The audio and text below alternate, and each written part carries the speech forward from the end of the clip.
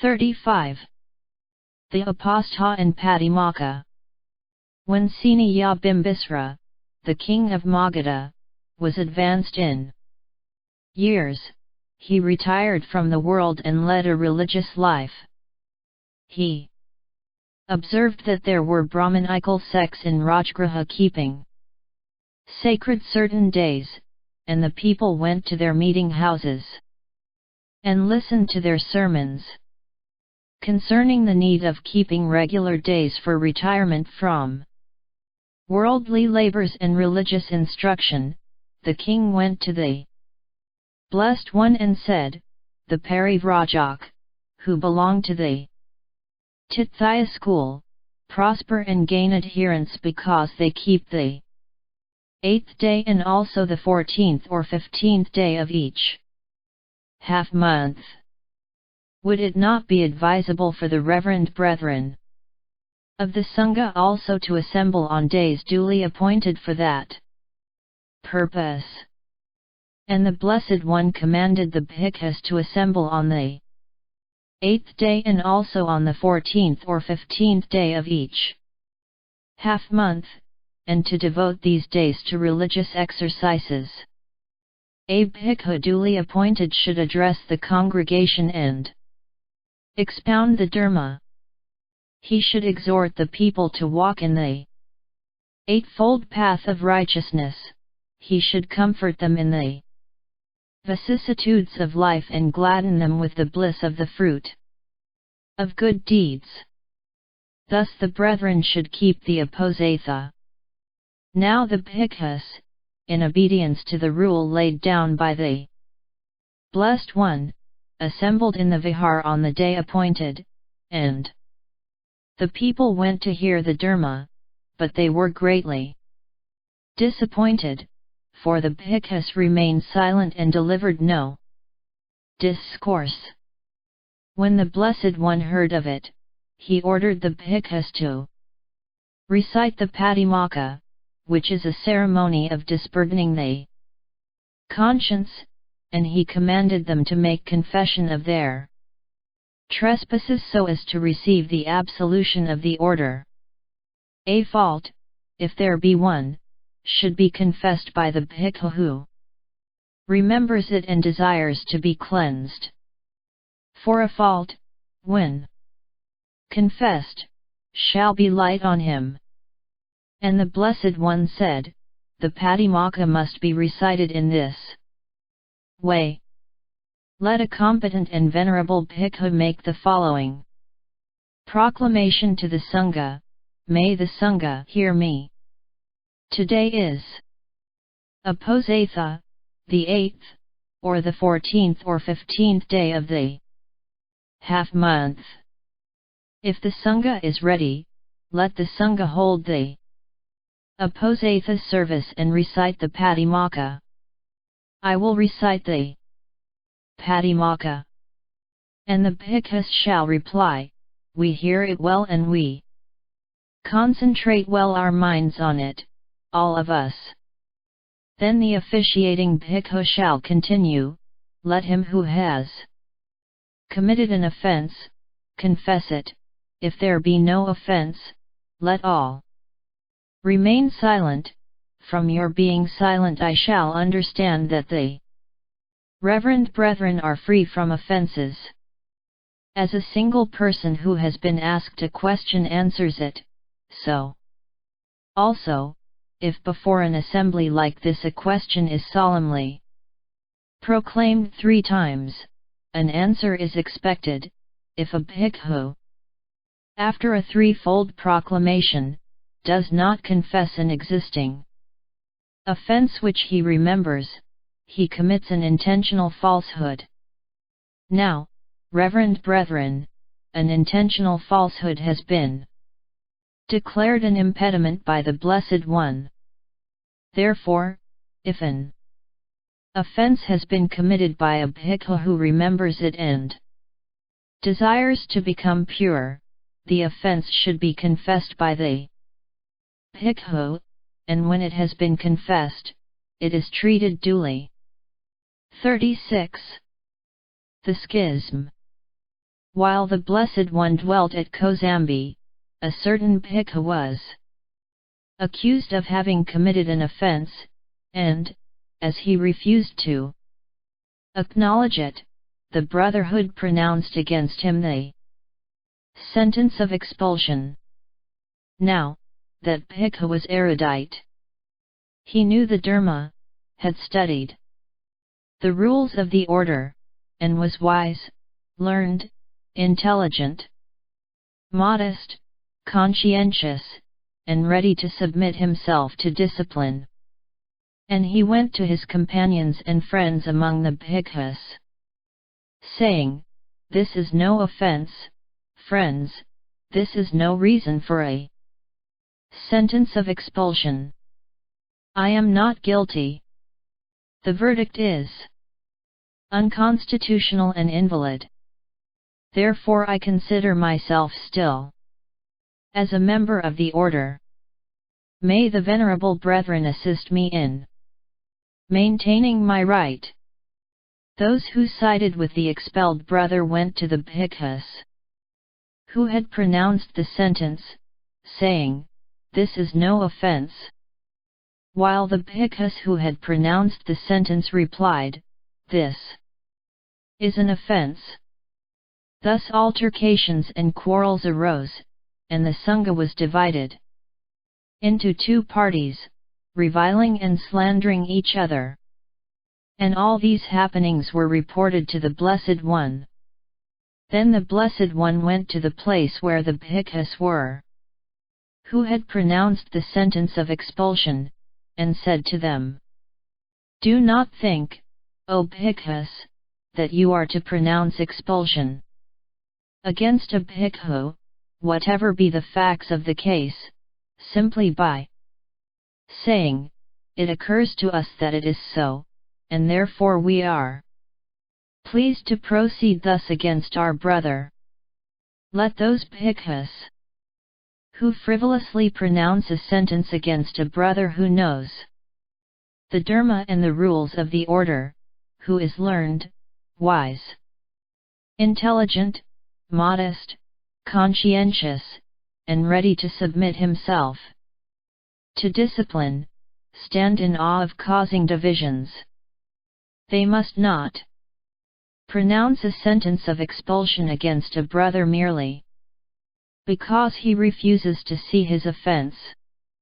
Then the Blessed One rose and went to the brethren who sided with the expelled brother and said to them, "Do not think, O bhikkhus, that if you have given offense you need not atone for it, thinking, 'We are without offense.'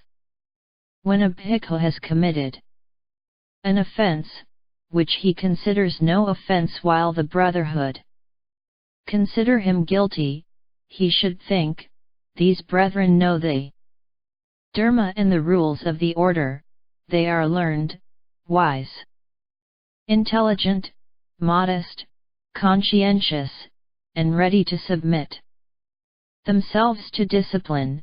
It is impossible that they should on my account act with selfishness or in malice or in delusion or in fear. Let him stand in awe of causing divisions, and rather acknowledge his offense on the authority of his brethren." Both parties continued to keep a posathya and perform official acts independently of one another, and when their doings were related to the Blessed One, he ruled that the keeping of a posathya and the performance of official acts were lawful, unobjectionable, and valid for both parties. For he said, the bhikkhus who side with the expelled brother form a different communion from those who pronounced the sentence. There are venerable brethren in both parties. As they do not agree, let them keep a posathya and perform official acts separately." And the Blessed One reprimanded the quarrelsome bhikkhus saying to them, "Loud is the voice which worldlings make, but how can they be blamed when divisions arise also in the Sangha. Hatred is not appeased in those who think, he has reviled me, he has wronged me, he has injured me. For not by hatred is hatred appeased. Hatred is appeased by not hatred. This is an eternal law. There are some who do not know the need of self-restraint. If they are quarrelsome, we may excuse their behavior. But those who know better should learn to live in concord. If a man finds a wise friend who lives righteously and is constant in his character, he may live with him, overcoming all dangers, happy and mindful. But if he finds not a friend who lives righteously and is constant in his character, let him rather walk alone, like a king who leaves his empire and the cares of government behind him to lead a life of retirement like a lonely elephant in the forest. With fools there is no companionship.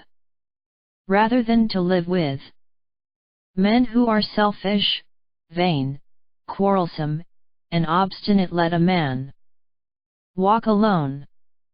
And the Blessed One thought to himself, it is no easy task to instruct these headstrong and infatuate fools.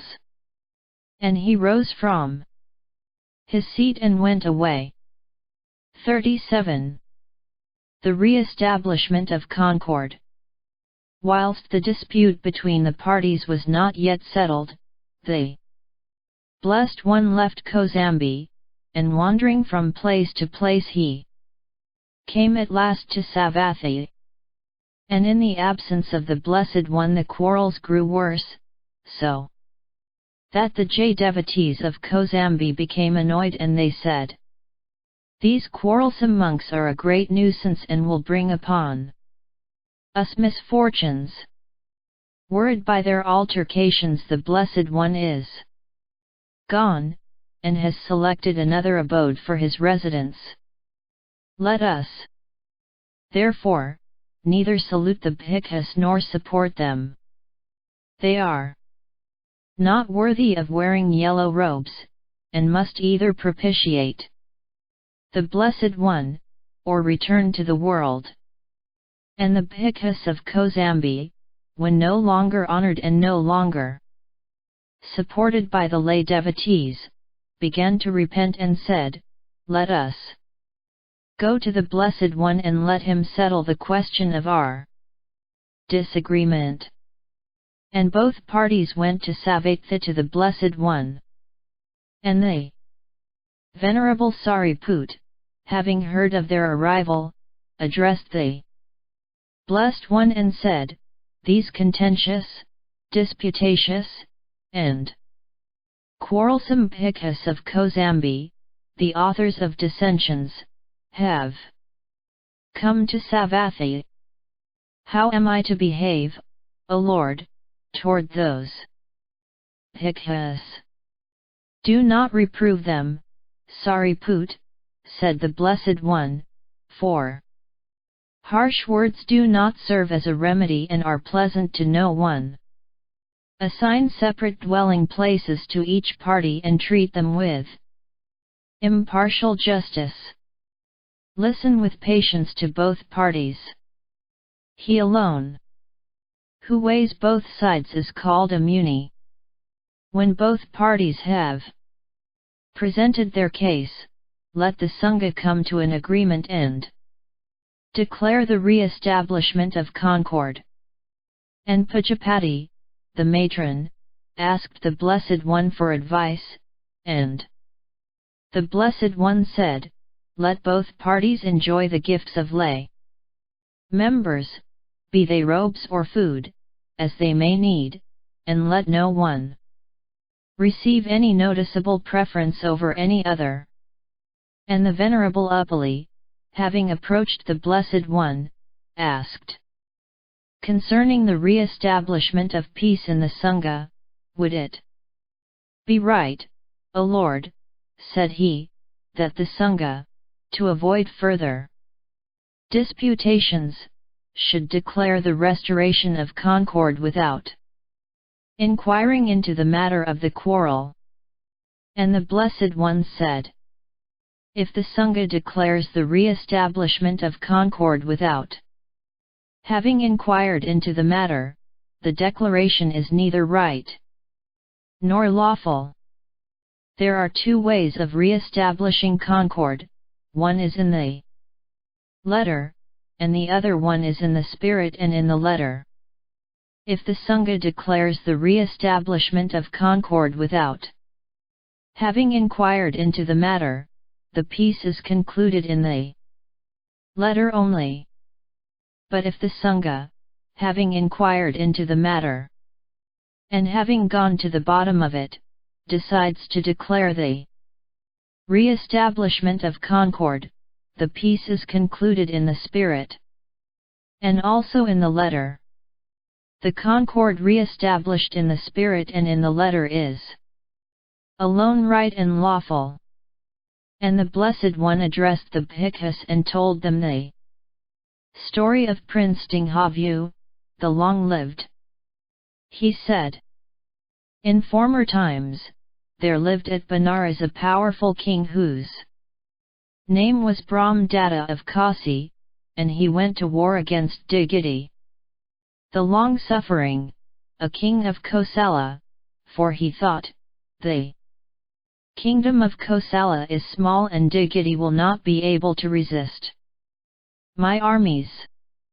And Digiti, seeing that resistance was impossible against the great host of the king of Kasi, fled, leaving his little kingdom in the hands of Brahmadatta, and having wandered from place to place, he came at last to Benares, and lived there with his consort in a potter's dwelling outside the town. And the queen bore him a son and they called him Dinghavu. When Dinghavu had grown up, the king thought to himself, King Brahmadatta has done us great harm, and he is fearing our revenge. He will seek to kill us. Should he find us, he will slay all three of us. And he sent his son away, and Dinghavu, having received a good education from his father, applied himself diligently to learn all arts, becoming very skillful and wise.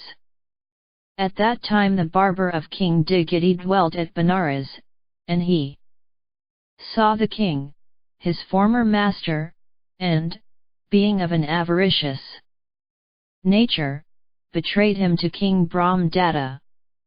When Brahmadatta, the king of Kasi, heard that the fugitive king of Kosala and his queen, unknown and in disguise, were living a quiet life in a potter's dwelling, he ordered them to be bound and executed, and the sheriff to whom the order was given seized King Digiti and led him to the place of execution.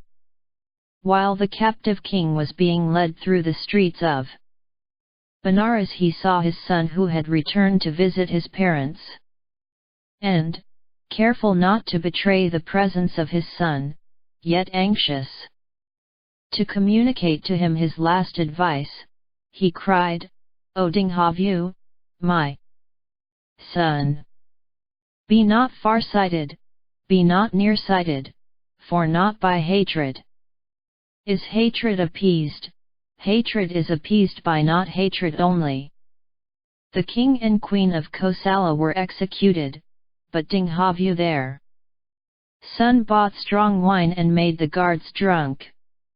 When the night arrived, he laid the bodies of his parents upon a funeral pyre and burned them with all honors and religious rites. When King Brahmadatta heard of it, he became afraid, for he thought, Dinghavu, the son of King Digiti, is a wise youth and he will take revenge for the death of his parents. If he espies a favorable opportunity, he will assassinate me. Young Dinghavu went to the forest and wept to his heart's content. Then he wiped his tears and returned to Benares. Hearing that assistants were wanted in the royal elephant's stable, he offered his services and was engaged by the master of the elephants. And it happened that the king heard a sweet voice ringing through the night and singing to the lute a beautiful song that gladdened his heart. And having inquired among his attendants who the singer might be, was told that the master of the elephants had in his service a young man of great accomplishments, and beloved by all his comrades. They said, "He is wont to sing to the lute, and he must have been the singer that gladdened the heart of the king." And the king summoned the young man before him and, being much pleased with Dinghavu, gave him employment in the royal castle. Observing how wisely the youth acted, how modest he was and yet punctilious in the performance of his work, the king very soon gave him a position of trust. Now it came to pass that the king went hunting and became separated from his retinue, young Dinghavu alone remaining with him. And the king, worn out from the hunt, laid his head in the lap of young Dinghavu and slept.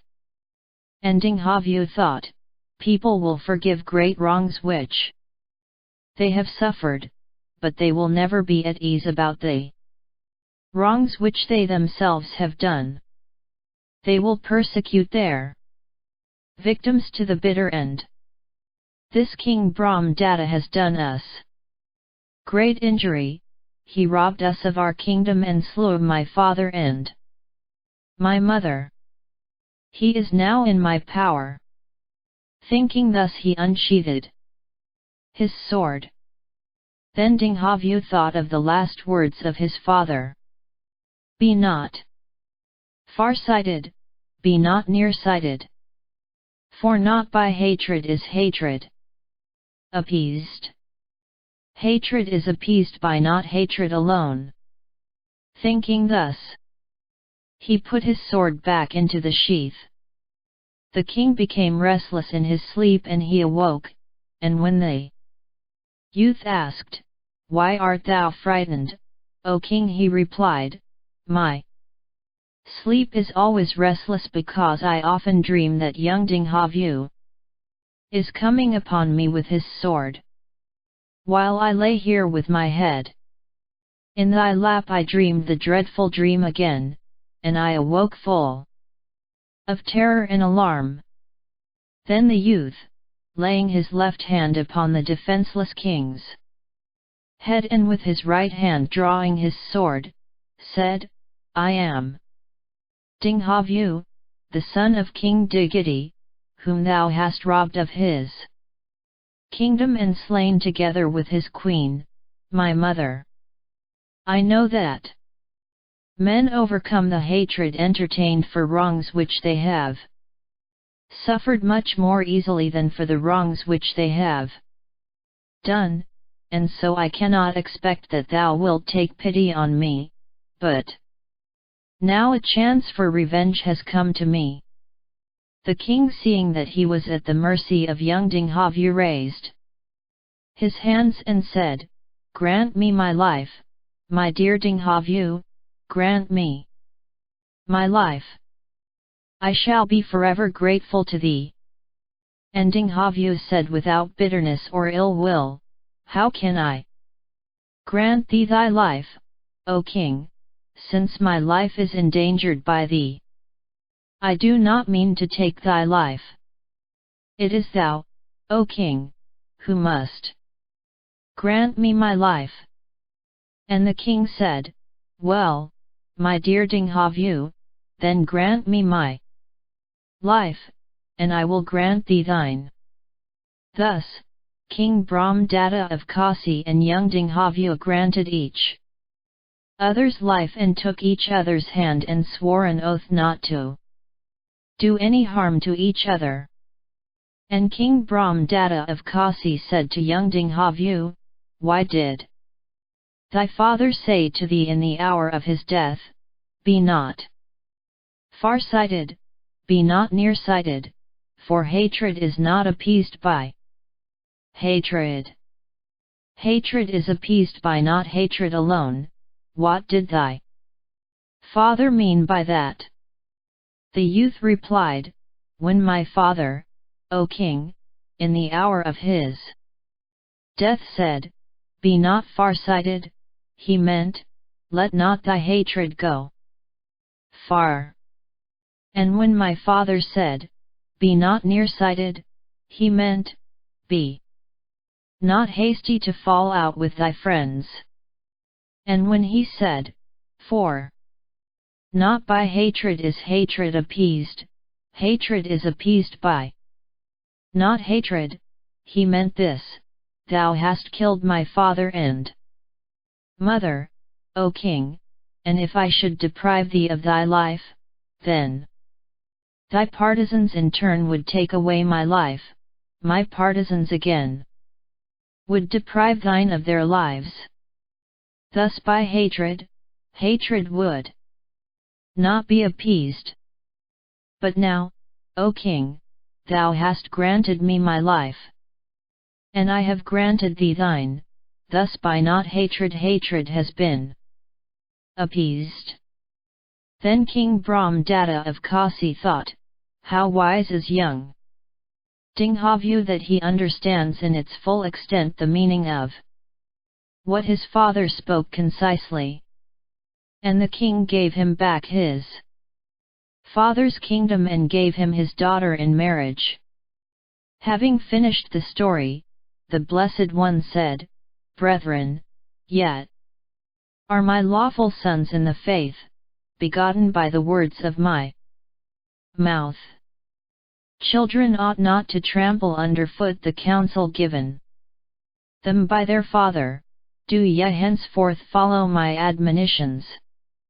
Then the Bhikkhus met in conference, they discussed their differences in mutual goodwill, and the concord of the Sangha was re-established.